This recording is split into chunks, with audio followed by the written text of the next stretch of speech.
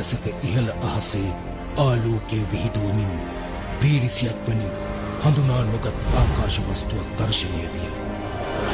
එය ඉතා වේගයෙන් ඇදී ගියේ ඊතලයක් ආකාරයටය. මහා ශබ්දයක් නංවමින් ගින්දර මැදින් එය අතුරුදහන් වන විට ඒ අහස වලාකුළු නැතුව ඉතා පැහැදිලිව දිස්සුණා.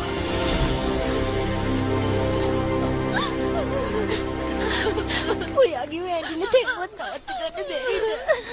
මට අපේ ස්වාමීන් ගැන හරිම දුකයි. ඇයි එතුමියට එහෙම වුනේ? මේක හරිම අසාද බඳින්නත් කලින් ඇඳ බුවක් වෙන්න උනානේ. තාම අවුරුදු 15යි. තමන්ගේ මනුස්සයාගේ මූණ දැක්කෙත් නෑ.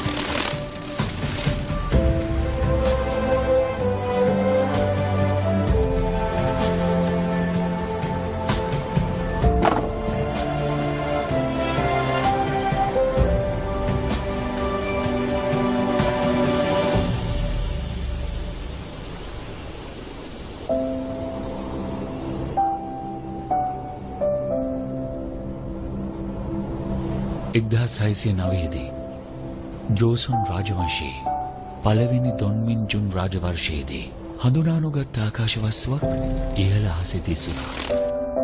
අන්න ඒ ආකාශ වස්තුව තමයි මාව ජෝසන් වලට අරගෙන ආවේ. මම මෙහෙට ආපු මගේ මව්ග්‍රහලෝකයේ තමයි KMT 184.05.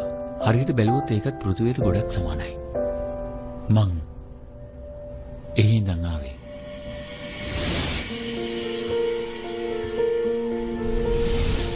ජෝසන් රාජවංශයේ ඉඳන් අද වෙනකම් බන්නියන් සෝල් බවට පත් වෙනකම්ම මම අවුරුදු 400කට වැඩි කාලයක් මේ ජීවත් වුණා.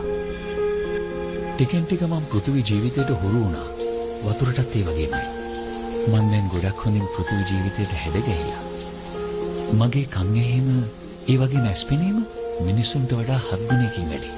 ඒ නිසා අහන්න ඕන නැති දේවල් අහන්නත්, දකින්න ඕන නැති දේවල් දකින්නත් මට සිද්ධ වුණා.